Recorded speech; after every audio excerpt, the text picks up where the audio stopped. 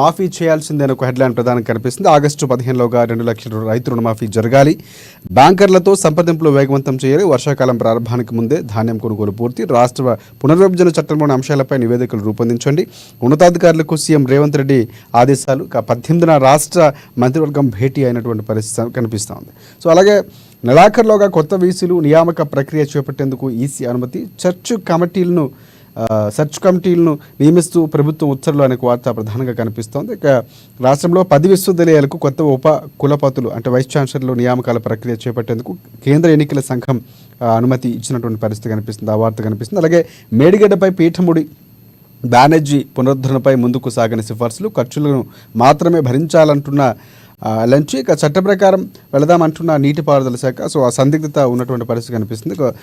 చల్లని కబురు నెలాఖరు నాటికి కేరళకు నైరుతి ఋతుపవనాలు వాతావరణ శాఖ. దేశ ప్రజలకు వాతావరణ శాఖ ఒక చల్లని కబురు అని చెప్పుకోవచ్చు. మేము 31కి 1-2 రోజులు అటు ఇటుగా నైరుతి ఋతుపవనాలు కేరళ తీరాన్ని తాకబోతున్నాయి. బుధవారం ప్రకటించినటువంటి పరిస్థితి కనిపిస్తుంది. ఆ వార్త కనిపిస్తుంది. అలాగే జూన్ జూలై నెలలు 2 చాలా కీలకమని కూడా సంబంధిత శాఖ డైరెక్టర్ మృత్యుంజయ మహాపాత్ర చెప్పినటువంటి పరిస్థితి. అలాగే కేజ్రీవాల్ బెయిల్ తీర్పు అసాధారణం అనే ఒక వార్త కనిపిస్తుంది. సుప్రీంకోర్టు ఆయన ప్రత్యేకంగా చూసింది. అమిత్ షా కీలక వ్యాఖ్యలు చేశారు. దొడ్డు వడ్లకు బోనస్ ఇవ్వకపోవడం అన్యాయం అనే ఒక వార్త కనిపిస్తుంది. లోక్సభ ఎన్నికల ముగియగానే కాంగ్రెస్ పార్టీ మోసం బట్టబయలైందని భారత అధినేత కేసీఆర్ ధ్వజం. నేడు నియోజకవర్గాల్లో నిరసనలకు పిలుపునిచ్చినటువంటి పరిస్థితి కనిపిస్తుంది. బీఆర్ఎస్ పార్టీ హింస హెచ్చరికలతో ఉంటే మీరేం చేస్తున్నారు? ఏపీ సీఎస్ డీజీపీలపై కేంద్ర ఎన్నికల సంఘం ఆగ్రహం వ్యక్తం చేసింది. హింసాకాండను తీవ్రంగా పరిగణిస్తామంటూ వ్యాఖ్యానించింది. ముందే ఎందుకు పసిగట్టలేకపోయారని కూడా ప్రశ్నించినటువంటి పరిస్థితి.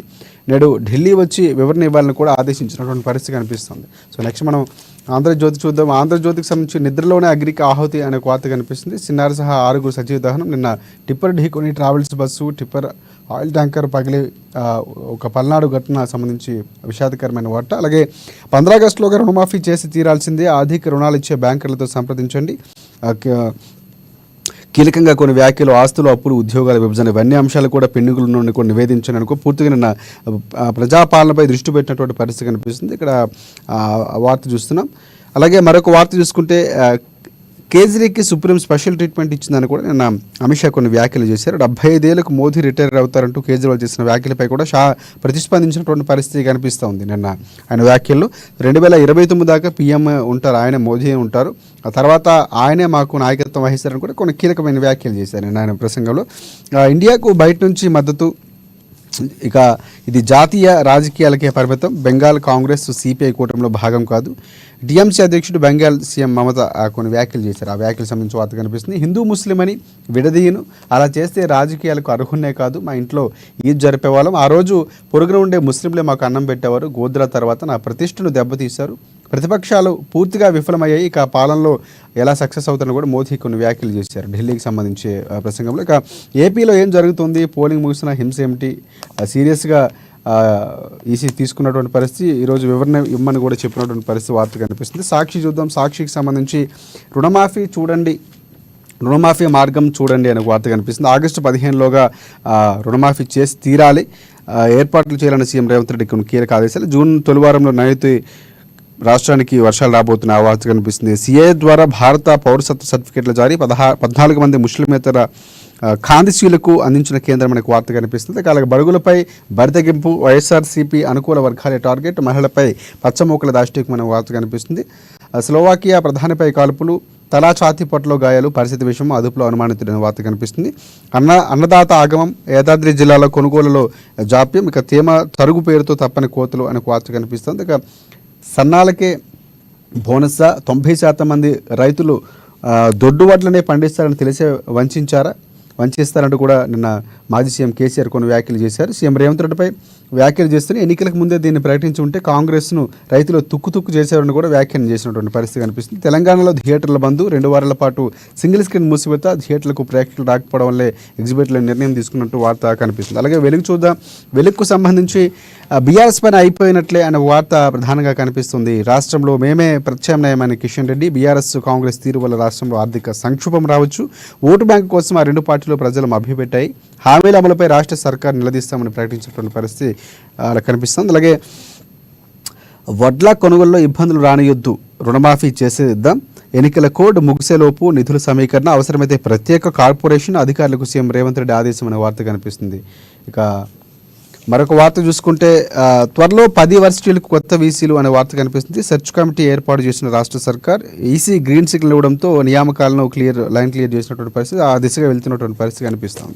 సో అలాగే మరొక వార్త చూసుకుంటే రేపటి నుంచి సింగిల్ స్క్రీన్ టాకీస్లు బంద్, 10 రోజులు మూసివెళ్ళిన కొందరు ఓనర్లు నిర్ణయం తీసుకున్నటువంటి పరిస్థితి కనిపిస్తుంది. ఇక పెద్ద సినిమాలు రాక చిన్న సినిమాలు మెప్పించలేకపోవడం, నష్టాలు పోవడం, దాదాపుగా నెలకు 5 లక్షలు ఖర్చు అవుతుంది, కలెక్షన్లు మాత్రం 2 లక్షలు వస్తున్నాయి, నష్టపోతున్నామని ఆపేసినటువంటి పరిస్థితి.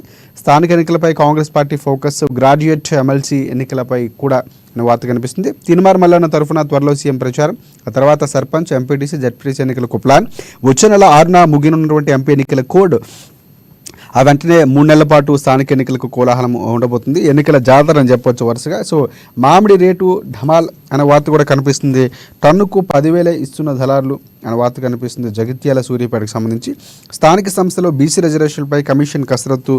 ఇక గత 3 నెలల ఎన్నికల సంబంధించి ఇక ఇవ్వాలని కూడా పిఆర్కు ఆదేశం అనే వార్త ప్రధానంగా కనిపిస్తుంది. తర్వాత మనం అమ్మ చూద్దాం, అమ్మ న్యూస్ పేపర్కి సంబంధించి ప్రధానంగా సీఎం రేవంత్ రెడ్డికి సంబంధించి ఒక వార్త కనిపిస్తుంది. సీఎం ఆన్ డ్యూటీ అనే వార్త, సెక్రటరియట్లో సమీక్షలు, రైతులకు అండగా నిర్ణయాలు, ధాన్యం కొనుగోలుపై నజర్, వ్యవసాయం, విద్య, వైద్యంపై స్పెషల్గా ఫోకస్ అనే ఒక వార్త కనిపిస్తుంది. అలాగే అయ్యప్ప సన్నిధిలో మంత్రి పొంగులేటి అనే వార్త కనిపిస్తుంది. జూన్లో స్థానిక ఎన్నికలు, సర్పంచ్, ఎంపీటీసీ, జడ్పీటీసీలపై కసరత్తు అనే వార్త కనిపిస్తుంది. కూటమికే పట్టం, మోదీ అబద్ధాలు కోరు, ఏసీసీ చీఫ్ ఖర్గే వ్యాఖ్యలు. అలాగే పట్టభద్రులపై పట్టు, బీఆర్ఎస్ నజర్, సమీక్షించిన కేటీఆర్ అనే ఒక వార్త కూడా ప్రధానంగా కనిపిస్తున్నటువంటి పరిస్థితి. ప్రధానంగా వార్తాపత్రికలో ఉన్నటువంటి వార్తల సమాహారం. ముందుగా మనం నిన్న సీఎం రేవంత్ రెడ్డికి సంబంధించి కొన్ని వ్యాఖ్యలు కూడా చేసినటువంటి పరిస్థితి. వీటన్నిటిపై సమీక్షించేందుకు, విశ్లేషించేందుకు ప్రముఖ రాజకీయ విశ్లేషకులు కృష్ణమూర్తి గారు మనకి సిద్ధంగా ఉన్నారు. ముందుగా కృష్ణమూర్తి గారు నమస్తే.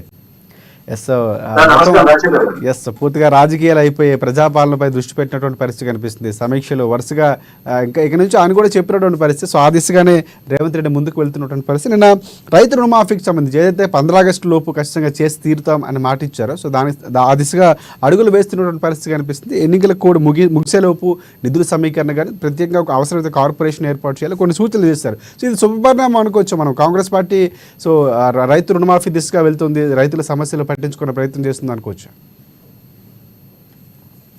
ప్రస్తుతం రాష్ట్ర ఖజానా ఖాళీగా ఉంది.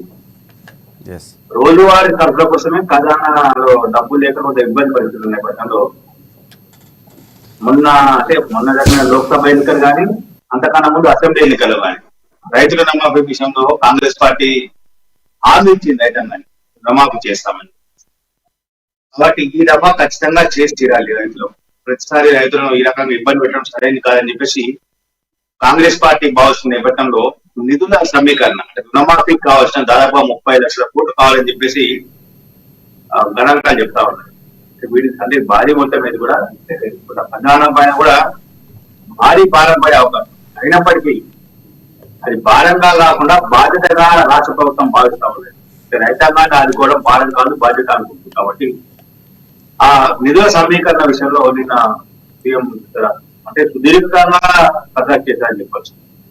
అధికారులతో పాటు రుణాలు తీసుకునేందుకు బ్యాంకర్స్ ఏమైనా సిద్ధంగా ఉన్నాయి ఇచ్చింది. ఒకవేళ బ్యాంకర్స్ రుణాలు తీసుకుంటే ఏ రకంగా కావాలని చెల్లించాల్సిన అవసరం ఉంది. ఇవన్నింటిపై కూడా సమీక్ష చేశారు, అధికారులతో మాట్లాడారు, వాళ్ళ అభిప్రాయాలు ఇస్తున్నారు. అంటే ఏకపక్షంగా నిర్ణయం కాకుండా ఒక సామూహికంగా చర్చించి సమిష్టి నిర్ణయం తీసుకుంటే బాగుంటుంది అనేది సీఎం రేవంత్ రెడ్డి ఉంది. కాబట్టి చర్చించి ఆ మేరకు కొంత రోడ్ మ్యాప్ తీసుకొచ్చారు. దానికి సంబంధించి అంటే ఇప్పుడు జూన్ 6 నుంచే ఈ కోడ్ పోతుంది, ఎలక్షన్ కోడ్ అనేది పోతుంది. కాబట్టి ఆ తర్వాత వెంటనే చేయాలంటే వీలైనంత ఉండదు. 6 తర్వాత అవసరమైన ఏనాడు చేసినా ముందు మీరు చూడాలి. మనం 15 చెప్పినా ఆగస్టు 15 గడువు చెప్పినప్పటికీ అంతకన్నా ముందే చేయాలి అనే ఉద్దేశంతో అధికారులను కొంచెం ఆదేశించి దాన్ని చూస్తారు. అదే విధంగా పంట నష్టం, అకాల వర్షాల వల్ల అనేక చోట్ల రైతాంగాలు ఇబ్బంది పడతా ఉన్నారు. ధాన్యం తడిసిపోయి కళ్ళలో కొన్ని చోట్ల అయితే దురదృష్టం ఏంటంటే సార్, మార్కెట్ యార్డ్లకు వచ్చిన తర్వాత వర్షం పడింది. 1 గంట 2 గంటల దూరం వెళ్ళి మార్కెట్ వాళ్ళకి అప్పచెప్పే అవకాశం ఉంటుంది, మిల్లర్లకు కానీ మార్కెట్ వాళ్ళకి కానీ. ఆ సమయంలో వర్షం పడి కొంత ధాన్యం తగ్గిపోయి కొంత రైతాంగ ఇబ్బందులు ఉన్నాయి. వాళ్ళందరినీ ఆదుకునేందుకు తక్షణమే చర్యలు తీసుకోవాలి. అదేవిధంగా కొనుగోలు కేంద్రాలను మరింత వేగవంతం చేయాలి. అవసరమైతే మళ్ళీ ఓపెన్ చేయడం కూడా నేను ఆదేశించినట్టుగా మనకు సమాచారం. అంటే రైతుల సమస్యల విషయంలో ప్రధానంగా ఫోకస్ చేశారు. విన్నాను అంటే నిన్న జూన్ 2 తర్వాత అంటే హైదరాబాద్కు సంబంధించి విభజన చట్టంలో ఏదైతే 10 ఏళ్ల పాటు ఉమ్మడిగా ఉన్నటువంటి రాజధానికి సంబంధించి గడువు ముగియబోతుంది. జూన్ 2 తర్వాత అయితే హైదరాబాద్లోని ప్రభుత్వ భవనాలన్నీ కూడా తెలంగాణ ఆధీనంలోకి రాబోతున్నాయి. అదొకటి అంశం. ప్రధానంగా విభజన చట్టానికి సంబంధించి కొన్ని అంశాలపై కూడా రిపోర్ట్ రెడీ చేయాలని ఆ దిశగా కూడా కాంగ్రెస్ సర్కారు రేవంత్ రెడ్డి నిన్న సూచనలు చేసినట్టు మనకు తెలుస్తుంది. సో అంటే ఎలా ఉండబోతుంది అంటే ముందు నుంచి కూడా ప్రచారంలో కూడా ఎక్కడ కూడా విభజన చట్టంలో రావాల్సినటువంటి హామీలు ఏవైతే ఉన్నాయో అవన్నీ కూడా మాకు రాలేదు, అన్యాయం జరిగిందని కూడా పదే చెప్పినటువంటి పరిస్థితి. తెలంగాణకు సంబంధించి విభజన చట్టం విషయంలో ఒక బయ్యారం ఉక్కు ఫ్యాక్టరీ తప్ప మిగతా విషయంలో ఏమైనా వివాదాలు లేవు. మనకు తెలిసిన బయ్యారంలో ఉక్కు ఫ్యాక్టరీ ఏర్పాటు చేస్తామని గతంలో అంటే తెలంగాణ అంటే రాష్ట్ర విభజన సందర్భంగా కేంద్ర ప్రభుత్వం ఒక ప్రకటన చేసింది. అంటే విశాఖలో ఆంధ్రప్రదేశ్ సంబంధించి విశాఖలో ఉక్కు కర్మాగారం ఉంది కాబట్టి ఇక్కడ ఒకటి కావాలనుకున్నప్పుడు బయ్యారం దగ్గర ఇనుప ఖనిజం బాగా ఉంది, అక్కడ ఉక్కు కర్మాగారం ఏర్పాటు చేస్తామని చెప్పేసి ప్రకటించింది. కానీ అక్కడ ఇనుమును పరిశీలించిన తర్వాత దాన్ని ఆ వచ్చినటువంటి ముడి ఇనుము ల్యాబ్ పంపించి టెస్ట్ చేస్తే నాణ్యమైనది కాదు, ఈ పరిశ్రమ ఏర్పాటు చేయడం వల్ల నష్టమే కానీ లాభం లేదు, దీంతో పెద్దగా అంటే నాణ్యత కలిగిన ఉక్కును మాత్రమే ఈరోజు ఉపయోగిస్తుంది కాబట్టి నాణ్యత లేని ఉక్కును తయారు చేయడం ద్వారా కంపెనీ పైన భారం పడుతుంది వద్దని చెప్పేసి కొంత నిర్ణయాత్మక దాని విషయంలో కొంత రాజకీయ రకాలైన జరుగుతా ఉంది. మొన్న కూడా ఖమ్మం పట్టిన వెళ్ళినప్పుడు రేవంత్ రెడ్డి విషయం ప్రశ్న బయ్యారంలో ఉక్కు పరిశ్రమ ఏర్పాటు చేసే కేంద్ర ప్రభుత్వం విభజన చట్టాన్ని చూసుకోవాల్సింది. అంటే ఇది రాజకీయ ప్రయోజనం కోసం. అదేవిధంగా కాజీపేటలో కోచ్ ఫ్యాక్టరీ ఏర్పాటు కూడా గతంలో హామీ ఇచ్చింది, అది కూడా కొంత పెండింగ్ లో ఉంది. అక్కడ ఓవరాలింగ్ అంటే గత ప్రభుత్వం ఈ ప్రభుత్వం వచ్చే 4 నెలలు గత ప్రభుత్వంలో పూర్తిగా డిపిఆర్ ఇవ్వలేదని కూడా కేంద్రానికి సంబంధించి ఇక్కడ ఉన్నటువంటి కిషన్ రెడ్డి లాంటి నేతలు కూడా డిపిఆర్ పూర్తిగా సహకరించట్లేదు అన్నటువంటి కారణాలు కూడా ఉన్నాయి. ఆ కారణాల వల్ల కూడా లేట్ అయింది అనుకోవచ్చు మనం. అంటే రైల్వే కోచ్ ఫ్యాక్టరీ మీద డిపిఆర్ ఇవ్వడం లేట్ అయింది. తర్వాత రైల్వే కోచ్ ఫ్యాక్టరీ ఏర్పాటు చేస్తామన్నప్పుడు 60 ఎకరాల స్థలాన్ని కూడా రాష్ట్ర ప్రభుత్వం కేటాయించింది. కానీ అక్కడ కేటాయించిన స్థలం వివాదంలో ఉంది. దాంతో ఆ స్థలానికి సంబంధించిన కొన్ని కోర్టు కేసు రావడంతో అది పెండింగ్ లో పడింది. దీంతో ఆ పరిశ్రమ చెదిరిపోయింది. రైట్ అండి. ఇంకోటి రుణమాఫీ అంశంలో భాగంగా రేషన్ షాపుల్లో సన్నబియ్యం ఇస్తామని కూడా సో ఆ కార్యాచరణ కొన్ని సరుకులు అంటే ఆ పాత విధానంలో ఏదైతే రేషన్ ఇచ్చేవారో సో అలాంటి విధానం కూడా తీసుకొస్తుంది. దీన్ని మనం స్వాగతించవచ్చు అంటారా మనం? ఖచ్చితంగా. అంటే కొంత ధరలు పెరుగుతున్నాయి, సామాన్యంగా అందుబాటులో లేవు, అంటే ఫ్లక్చువేషన్స్ వస్తా ఉన్నాయి. మీరు గమనించండి, మొన్నటి వరకు మంచి నూనె పెరిగినాయి, తగ్గినాయి. ఇదే సమయంలో పప్పు ధరలు పెరుగుతున్నాయి, రేపు తగ్గుతాయి. అంటే ఈ ఫ్లక్చువేషన్స్ ఉంటున్నాయి ధరలలో, హెచ్చు తగ్గులు. వీటిని నివారించాలి అంటే ప్రొడక్ట్ పండిన పంటను రాష్ట్ర ప్రభుత్వం కొనుగోలు చేసి దాన్ని వినియోగవంతంగా తయారు చేసి రేషన్ షాపులలో అందుబాటులో ఉంటే సరిపోతుంది. కొంత అంటే మార్కెట్ లో కొన్ని వస్తువులు ధర తగ్గే అవకాశం ఉంది. అది సామాన్యులకి మధ్యతరగతి దీంతో తీసుకోవచ్చు. డిపార్ట్మెంట్ చింతపండు సేకరణ చేసి తీసుకోవచ్చు. అంటే అదే విధంగా పప్పులు కొన్ని చోట్ల మన రాష్ట్రంలోనే కొన్ని చోట్ల కందులు, పెసలు, మినుములు ఇట్లాంటి పంటలు పండే చాలా పడతాయి. నారాయణపేట ఆ ప్రాంతానికి వెళ్తే మనకు ఎక్కువ మటుకు పప్పు దినుసులు ఎక్కువ పండిస్తారు.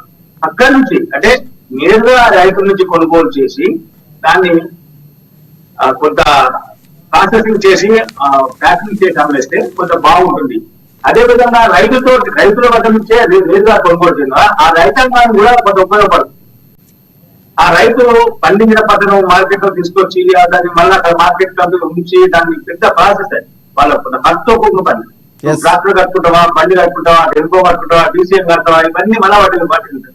అదే కాకుండా కళ్ళాను నేరుగా రైతుల దగ్గర నేరుగా కొనుగోలు పూర్తిగా చేస్తే సమర్థవంతంగా ఒకవేళ దాన్ని అమలు చేసి ఒకళ్ళు చేస్తే కనుక ఇటువైపు రైతాంగానికి పేద మధ్య తరగతి వరకు కూడా చాలా వరకు ఉపయోగంలో వస్తుంది. సో ఆ విధంగా కూడా కొంతవరకు కాంగ్రెస్ పార్టీ కానీ లేకపోతే ఉన్నదానికి కొంతవరకు ఉపయోగకరంగా ఉండే అవకాశాలు కూడా ఉన్నాయి. సో నెక్స్ట్ మనం ఇంకొక రైతుల ఆదాయం పెరిగేందుకు ఇది ఉపయోగపడుతుంది. రైతుల ఆదాయం పెంచాలని రాష్ట్ర ప్రభుత్వం ప్రయత్నం చేస్తుంది కాబట్టి ఆ ప్రయత్నంలో భాగంగానే కొన్ని నూనె గింజలు ఉన్నాయి, రైట్, పొద్దులు పూలు ఇవన్నీ కూడా వీటన్నింటిని తీసుకొచ్చి ప్రాసెసింగ్ చేసి ఇచ్చినటువంటి కొంత రైతాంగానికి కూడా ఉపయోగపడుతుంది. వాళ్ళ కళ్ళ దగ్గరికి వెళ్ళి ప్రభుత్వం పౌర సరఫరా కొనుగోలు చేసి వాటిని ప్రాసెసింగ్ చేసి సివిల్ సప్లైస్ అంటే ఈ పౌర సరఫరా దీంట్లో పంపిణీ వ్యవస్థ, ప్రజా పంపిణీ వ్యవస్థ ద్వారా కొంచెం సరఫరా చేస్తే ఇటు ప్రజలకు ఉపయోగపడుతుంది, అటు రైతాంగానికి ఉపయోగపడుతుంది.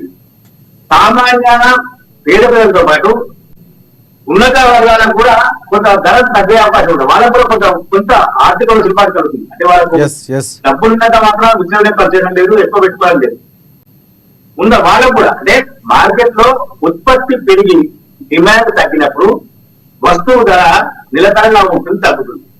అదే రకంగా డిమాండ్ పెరిగి ఉత్పత్తి తగ్గింది అనుకోండి, వస్తువు ధర అడగడి పడుతుంది. అంటే ఇప్పుడు ఏంటంటే ఉత్పత్తిని పెంచాలి, డిమాండ్ తగ్గించాలి అనేది రాష్ట్ర ప్రభుత్వ ఉద్దేశాన్ని కావాల్సింది. నిన్నటి సమీక్ష కానీ సీఎం ఆ ప్రకటన చూసిన తర్వాత మనం పరిశీలిస్తే ఉత్పత్తిని పెంచాలి, దాని డిమాండ్ తగ్గించాలి, తద్వారా సరసమైన ధరలకు సరళమైన పద్ధతిలో దొరికే అవకాశం ఉంటుంది. రైట్ రైట్ రైట్ కృష్ణమూర్తి గారు, ఇంకా అంటే అక్కడ కాంగ్రెస్ పార్టీ విధానంతో వెళ్తుంది, ఒక రూట్లో వెళ్తుంది అనుకోవచ్చు. ఇక్కడ దీనికి సంబంధించి మరొక అంశం మనం మాట్లాడితే మాజీ సీఎం కేసీఆర్ కొన్ని వ్యాఖ్యలు చేశారు. ఇక్కడ 90% మంది రైతులు దొడ్డు వడ్లని పండిస్తారని తెలిసే వంచిస్తారా, అలాగే చేస్తూ కొన్ని వ్యాఖ్యలు చేస్తారని. ఎన్నికల ముందు ఒకవేళ ప్రకటించుంటే కనుక ఖచ్చితంగా కాంగ్రెస్ పార్టీ గెలిచేది కాదు, సో తుక్కు చేసేవారని కూడా కొన్ని వ్యాఖ్యలు చేశారు. ఈరోజు ఆయన ప్రభుత్వ రైతు వ్యతిరేక విధానాలపై నియోజకవర్గాల వారి జిల్లాల వారీగా ఆందోళనలు చేస్తున్నటువంటి పరిస్థితి రాష్ట్ర వ్యాప్తంగా కూడా. లేని అంశాన్ని ముంగడేసుకొని దాన్ని రాద్ధాంతం చేయడం బీఆర్ఎస్ కు ఒక ఫ్యాషన్, అది వాళ్ళ ఫ్యాషన్. అది దాని ఏమవుతారు ఏంటంటే ఒకటో విషయం, అది వాళ్ళకు ఫ్యాషన్ అమ్మ అంటే వాళ్ళు ప్రజాదరణ కోల్పోతున్నారు. బీఆర్ఎస్ మొన్న జరిగిన లోక్సభ ఎన్నికలు కూడా ఆ పార్టీకి ఎన్ని వస్తాయో రావాలా, డిపాజిట్ వస్తాయా లేవా చెప్పడం మొదలైంది. మనంగా విశ్లేషణ చెప్తా ఉన్నారు, సర్వే సంస్థలు చెప్తా ఉన్నారు పరిగణలో తీసుకుని వస్తుంది. అంటే ప్రజాదరణ కోల్పోతున్న సమయంలో రాష్ట్ర ప్రభుత్వం ఎక్కడ చెప్పింది సార్ దొడ్డు వద్దమని ప్రకటన చేసిందా? నిన్న సీఎం రేవంత్ రెడ్డి మాట్లాడారు, వచ్చే సీజన్ నుంచి 500 ఇద్దామని చెప్పారు. దొడ్డు వద్దకు సన్నబడ్డ కేటగిరీ చెప్పిందా? సీఎం గారు ప్రకటన చేశారు ఎక్కడన్నా కేటగిరీ సన్నబడ్డకి ఇద్దాం, దొడ్డు వద్ద ఎత్తుకోవద్దు, బోనస్ 500 బోనస్ అని చెప్పారా? అంటే లేని అంశాలను తీసుకొచ్చి ప్రజల్లో గందరగోళం సృష్టించి, అంటే 500 రూపాయలు బోనస్ కు సంబంధించి కూడా ఆయన ప్రస్తావించారు. అది హామీ ఇచ్చినటువంటి పరిస్థితి కాంగ్రెస్ గవర్నమెంట్ అది కూడా అమలు చేయలేదు అని చెప్పినటువంటి ప్రస్తావించారు కూడా. అదే 500 బోనస్ అనే విషయంలో వచ్చే సీజన్ నుంచి మొదలు పెడదామా? ఎందుకంటే ఇప్పుడు వచ్చిన ప్రాబ్లం ఏంటంటే సార్, ఎన్నికల కోడ్ ఉంది. కొన్ని చోట్ల రైతాంగాలు ధాన్యాన్ని అనుకున్నాం, కొన్ని చోట్ల ఉంది వాస్తవానికి ధాన్యం ఇంకా ఉంది, కళ్ళలో ఉంది, అదిగా ఉంది, దాంట్లో కాలం అనేది దాంట్లో విధించండి ఉంది. అలాంటప్పుడు ఇప్పుడు కోడ్ అయిపోయిన తర్వాత 500 రూపాయల బోనస్ అమలు చేయాల్సిన అవసరం ఉంది. కోడ్ ఉన్నప్పుడు 500 రూపాయల బోనస్ అమలు చేసేది వీలేదు. అంటే జూన్ 6 తర్వాత దీన్ని అమలు చేయాలి. అప్పటికల్లా ఉన్న ధాన్యాన్ని కొనేస్తామని చెప్పి ప్రభుత్వం భావిస్తా ఉంది. కాబట్టి వచ్చే సీజన్ ఉంటుందని చెప్పారు, దీంట్లో తప్పేం లేదు కదా. ఒకవేళ వచ్చే సీజన్ సీజన్ అనుకో, మరి అమ్మిన వాళ్ళ సంగతి ఏంటంటే దేనికైతే అసలు నువ్వు ఇప్పుడు చెప్పినావు, మరి అమ్మిన వాళ్ళు వాళ్ళ పిల్లలు అంటే ప్రభుత్వం పూర్తిగా దాని మీద ఒక సమీక్ష నిర్వహించి సో సాధ్యాలు బడ్జెట్ చూసుకొని ఎప్పటి నుంచి అనేది ప్రకటిస్తారు. అప్పుడు ఒకవేళ ప్రకటించకపోతే సో కేసీఆర్ ఏమైనా వ్యాఖ్యలు చేస్తుంటే బాగుండేదేమో ఒక రకంగా. ఏదైనా సరే రాష్ట్ర ప్రభుత్వం అనేది విధానపరమైన నిర్ణయం ఉంటుంది. రాష్ట్ర ప్రభుత్వం ఏ ప్రభుత్వం అయినా సరే, రాష్ట్ర ప్రభుత్వాన్ని ఎవరు నిర్వహించినా ప్రభుత్వ పెద్దగా ఎవరున్నా కొంత విధానపరమైన నిర్ణయాలు ఉంటాయి. దాంట్లో సాధిక మార్గాలు ఎత్తుపల్లాలు ఇవన్నీ పరిశీలించాల్సిన అవసరం. అంటే కేవలం రాజకీయంగా వెళ్తమే తప్ప 10 ఏళ్ల పాటు పరిపాలన చేశారు, ఆయనకి తెలియదు ఒక ఇంప్లిమెంటేషన్ చేయాలి ఒక స్కీమ్. అదే 10 ఏళ్ల పాటు పరిపాలన చేయాలి తెలుసు, కానీ ప్రజల్లో ప్రతిష్ట కోల్పోతున్నారు. దీన్ని ఎట్లా రక్షించుకోవాలి అనేది లేని అంశాలు, ఉన్న అంశాల మీద పోతే ఒకే సంతోషం, అందరూ ఆహ్వానిస్తారు, హర్షిస్తారు కూడా. లేని అంశాన్ని ఎత్తుకోవడం గతంలో వైద్య చట్టాలు తెచ్చారని చెప్పి నింద్రాపతి కేసీఆర్ తీవ్రమైన ధర్నా చేశారు. ఆ తర్వాత మనం మా కూడా తొలగించారు. ఈ రకమైన వాటి వీడు ఏదో ఒక కాల రేపొద్దున రాష్ట్ర ప్రభుత్వం వచ్చే సీజన్కు 500 రూపాయలు భాషకు మేము ఆన్లైన్గా పోటా చేసాం, ఆ పోటా పదాన్ని మేము ఇచ్చేది ఆల్రెడీ ప్రభుత్వం నిర్ణయించుకుంది. అంటే ఇది మాకంట మేమే రైతాంగానికి అండగా ఉన్నామని చెప్పుకోండి. మరి దీన్ని 500 కాదు 5 రూపాయలు అది అధికారం ఉన్న బోనస్ ఆ విషయం మాట్లాడరు. ప్రధానంగా అది ఎంతవరకు సక్సెస్ అయింది లేదు రేపు మళ్ళీ మనం మాట్లాడదాం ఆ అంశం కూడా. ఎందుకంటే ఈ రోజు జరుగుతున్నటువంటివి నిరసనలు ఏవైతే ఉన్నాయో ఎంతవరకు సక్సెస్ అవుతుంది, ప్లస్ మైనస్ డిస్కస్ చేద్దాం. ఇక నిన్న ప్రధాని మోదీకి సంబంధించి కొన్ని కీలక వ్యాఖ్యలు చేశారండి. హిందూ ముస్లిం అని విడదీయను నేను, సో అలా చేస్తే రాజకీయాలకు అర్హునే కాదు అంటూ కూడా కొన్ని వ్యాఖ్యలు చేసినటువంటి పరిస్థితి. అంటే ఏదైతే ఈద్ అక్కడ జరిపే వాళ్ళం మా ఇంట్లో, సో ఆ రోజు మాకు ముస్లింలతో అనుబంధంతో వాళ్ళు భోజనం కూడా పెట్టేవారు, కొన్ని కీలక వ్యాఖ్యలు చేశారు. అలాంటి స్థానంలో విడదీసే ఆలోచన ఉంటే అసలు రాజకీయాలకే పనికిరాను, సో అట్లాంటి రాజకీయాలు చేయడం రాదని కూడా మోదీ నిన్న చెప్పినటువంటి పరిస్థితి కనిపిస్తుంది. సో మోదీ వ్యాఖ్యల్ని సో ఇక్కడ ఇప్పుడు ఎన్నికలకు సంబంధించి మాట్లాడడం ఏ విధంగా తీసుకోవచ్చు అంటారు? నరేంద్ర మోడీ ముస్లిం వ్యతిరేకి, హిందూ ముస్లింలను నరేంద్ర మోడీ విడదీస్తున్నది, నరేంద్ర మోడీ ప్రభుత్వం విడదీస్తున్నారు, బీజేపీ విడదీస్తున్నది. హిందువులు ముస్లిం మధ్య మత విద్వేషం రెచ్చగొట్టేందుకు బీజేపీ పార్టీ ప్రయత్నం చేస్తా ఉన్నది. నరేంద్ర మోడీ ఆ రకమైన వ్యాఖ్యలు చేస్తా ఉన్నారు. ముస్లింలను కించపరిచే విధంగా బీజేపీ వ్యవహరిస్తా ఉన్నది. అంటే ఇవన్నీ రాజకీయంగా వస్తున్నటువంటి ఆరోపణలు. ఈ ఆరోపణల నేపథ్యంలో నరేంద్ర మోడీ అంటే ఒక బాధ్యత నేతగా, ప్రధానమంత్రిగా, కాబోయే ప్రధానమంత్రి లేకపోతే ఆయన 10 సంవత్సరాల ప్రధానమంత్రిగా పనిచేసిన నేతగా ఆయన బాధ్యతగా దానికి ఇవ్వాలి. 10 సంవత్సరాల్లో దేశంలో ఎక్కడా మత కష్టం జరగలేదు. అదే చెప్పదలుచుకున్నా. అంటే నరేంద్ర మోడీ ప్రవేశపెట్టిన పథకాలు, సబ్సిడీ గ్యాస్ అనండి, ఉత్తర రాష్ట్రం అనుకోండి, రోడ్స్ స్కీమ్ అనుకోండి, ఏదైనా అనుకోండి, మైనార్టీలకు ఎక్కువ శాతం దక్కాయి. ఉత్తరప్రదేశ్, రాజస్థాన్, గుజరాత్ ఇక్కడ వెళ్ళామని మన దగ్గర తెచ్చాను. జన్ధన్ ఖాతాలు వాళ్ళకి ఎక్కువగా ఉన్నాయి. అంటే ఇవన్నీ కూడా చెప్పడంలో నరేంద్ర మోడీ ఆ వ్యాఖ్యల వెనుక ఉద్దేశం ఏంటంటే నాకు అందరూ సమానమే. అంటే అలా మాట్లాడుతూ గోత్ర అల్లర్లో అనే అంశాన్ని కూడా ఆయన ప్రస్తావించారు. దాని తర్వాతే నా ప్రతిష్టను దెబ్బతీసే ప్రయత్నం చేశారు, సో అలాంటి వ్యూహాలతో వెళ్ళారు తప్ప ఆయన క్లియర్ కట్గా చెప్పారు. నిజంగా గోద్రా తర్వాత అంటే రాజకీయంగా విమర్శలు అవన్నీ కూడా కొంతవరకు మోదీ అలాంటి ఒక మార్కు పడడానికి కారణమయ్యే అనుకోవచ్చు మనం కూడా. గోద్రా సంఘటన అనేది అక్కడ కొంతమంది రెచ్చగొట్టిన పరిణామాల నేపథ్యంలో జరిగిన గొడవలు. కానీ అక్కడ ఏంటంటే ఎవరైనా సరే నేచురల్ గా అక్కడ నరేంద్ర మోడీ సీఎం గా ఉన్నారు కాబట్టి ఆయన మీద ఆ గోద్రా ఘటన ఆయనే బాధ్యులు అనేది వచ్చింది. అంటే ఎవరైనా సరే ఏ రాష్ట్రంలో ఏ ఘటన జరిగినా మన పైనసాలో ఘటన జరిగినాయి. మనం ఏమన్నాం, కేసీఆర్ ప్రభుత్వం, టీఆర్ఎస్ ప్రభుత్వం అన్నాం. సో ఖచ్చితంగా అధికారంలో ఎవరైతే ఉన్నారో ప్రభుత్వం ఎవరు నడిపిస్తారో దాని మీద అక్కడ వారు కేంద్ర ప్రభుత్వం దర్యాప్తు జరిపింది, సుప్రీంకోర్టు విచారణ జరిపింది, హైకోర్టు విచారణ జరిపింది, అక్కడ స్టిక్ వేశారు, అన్ని వేశారు. అన్ని సంస్థలు కూడా అక్కడ నరేంద్ర మోడీ ప్రమేయం కానీ రాష్ట్ర ప్రభుత్వ ప్రమేయం లేదు. అప్పటికప్పుడు స్పాన్సర్స్ గా వచ్చిన కలిసినారు, దాన్ని చిరగైపోయారు అందరి ముఖాలు అని చెప్పేసి ఇచ్చినటువంటి నివేదిక. సుప్రీంకోర్టు కూడా ఆ కేసును మూసేసింది. అయినప్పటికీ ఎన్నికల సమయంలో కానీ మోడీని విమర్శించాలనుకున్నాం. జనరల్ గా రాజకీయాల్లో బాధ్యతలో ఉన్నప్పుడు ఆ 13 సంవత్సరాలు నరేంద్ర మోడీ సీఎం గా ఉన్నారు, 10 సంవత్సరాలు ప్రధానమంత్రిగా ఉన్నారు, ప్రధానమంత్రిగా 13 సంవత్సరాలు ముఖ్యమంత్రిగా ఉన్నారు. దాదాపు 23 సంవత్సరాలు ఆయనగా ఉన్నా అక్కడ ఆయన మీద ఏ ఒక్క అవినీతి మరక లేదు. అవినీతి మరక ఉంటే దాన్నే పట్టుకొని లాగేవాడు ప్రత్యర్థి పార్టీ ప్రత్యర్థి నాయకులు కూడా, ఆయన వ్యతిరేకించేవారు వ్యతిరేక వాళ్ళందరూ కూడా. ఏమి లేదు కాబట్టి ఇట్లాంటి అన్నమాట. ఎస్ ఎస్ రాజకీయంగా విమర్శలు ఇప్పుడు ఎక్కడ చూసినా కూడా వ్యక్తిగత విమర్శలు రాజకీయంగా విమర్శలు చేసే ప్రయత్నం తప్ప పూర్తిగా నిరూపించడానికి ఆధారాలు లేవు. ఎక్కడ కూడా బీజేపీ హిందువులకు అనుకూలంగా ఎక్కడ కూడా ఎలాంటి చట్టాలు కానీ లేకపోతే ఎంతవరకు చేసినటువంటి దాఖలాలు కూడా లేవు, అనుకూలంగా ఉన్నటువంటి పరిస్థితులు కూడా లేవు. బట్ ఇక్కడ విమర్శలు రాజకీయంగా వస్తుంటాయి. ఏంటి ఇంకొక అంశం మనం మాట్లాడదాం. అంటే బీఆర్ఎస్ పార్టీ ఇక్కడ సంబంధించి ఇక్కడ కిషన్ రెడ్డి కొన్ని వ్యాఖ్యలు చేశారు. బీఆర్ఎస్ పార్టీ పని అయిపోయింది, రాష్ట్రానికి సంబంధించి మేమే ప్రత్యామ్నాయంగా ఉన్నాం, సో అలాంటి ప్రయత్నం జరుగుతుంది, సో మేమే రాబోతున్నాం ఒక ధీమా కొన్ని వ్యాఖ్యలు చేస్తూ బీఆర్ఎస్ పార్టీ కాంగ్రెస్ పార్టీ తీరు వల్ల రాష్ట్రంలో ఆర్థిక సంక్షోభం రాబోతుంది, సో అలాంటి పరిస్థితులు ఉన్నాయని కూడా ఆయన వ్యాఖ్యానించినటువంటి పరిస్థితి. సో మనం నిజంగా ఇప్పుడు ఇందాక మనం మాట్లాడుకున్నాం ఆర్థిక పరిస్థితులు, సో కిషన్ రెడ్డి వ్యాఖ్యల్లో నిజం ఖచ్చితంగా ఉందనుకోవచ్చు మనం. అంటే ఏదైనా సార్ రాబడి ఎంత ఉందో ఖర్చు అంతే ఉండాలి. ఒక్కోసారి రాబడి కన్నా ఖర్చు ఎక్కువ అవుతుంది, ఒక్కొక్కసారి అది అన్వాంటెడ్. మనం కోరుకోము, మన జీతం ఎంతనో అంతే మన ఇంటికి ఖర్చు పెట్టిన విధంగా మనం ప్లాన్ చేసుకుంటాం. ఒక్కొక్క మనకు ఏదో ఖర్చు రావడమా, బంధువులు రావడమా, ఇంకేదో సడన్ గా ప్రయాణాలు రావడమా, ఇంకే ఉంటాయి. అది అన్వాంటెడ్. దానికి ఎవరో నివారించేది మనకు వీళ్ళు దానికి ఏదో తాత్కాలికంగా ఖర్చులు తీసుకుంటాం, మళ్ళీ వచ్చిన నెలలో దానికి ఖర్చు తగ్గించుకోవడమా, లేకపోతే 6 నెలల్లో ఖర్చు తగ్గించుకుని దాంట్లో వాయిదాల పద్ధతి చెల్లించుకోవడం ఏదో ప్లాన్ చేసుకుంటాం.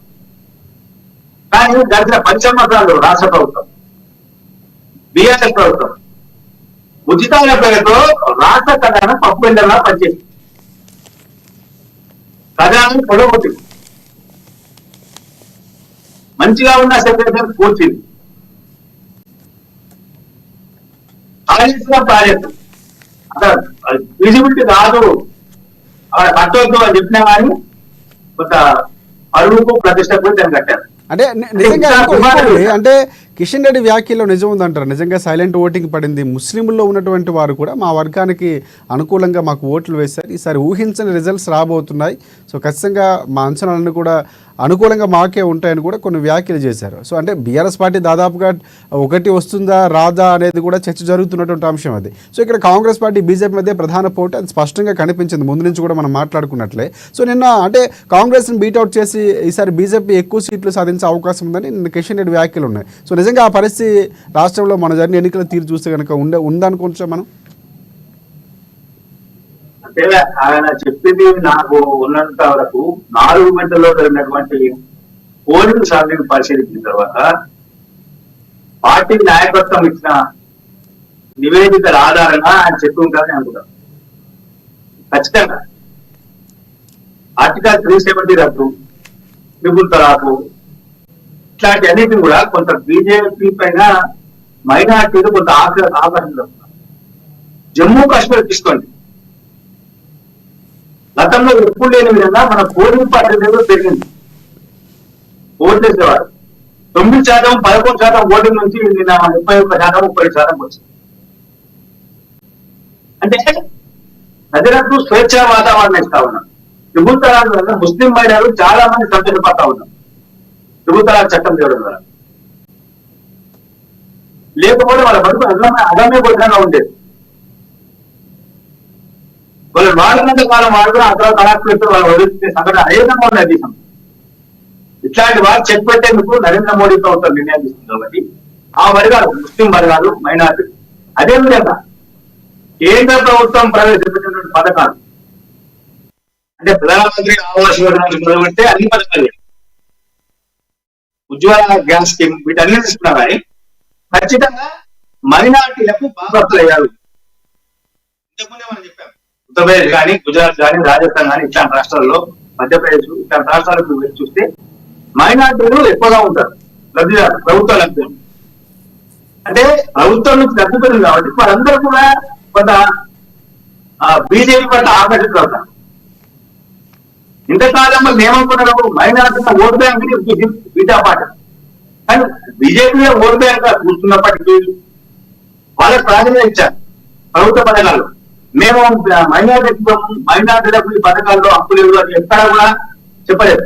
మనం గమనించండి, గుజరాత్ లో బీజేపీ ప్రభుత్వం, ఉత్తరప్రదేశ్ లో బీజేపీ ప్రభుత్వం, అక్కడ ఏమైనా మైనార్టీలకు పథకాలు అక్కడ చెప్పిరా?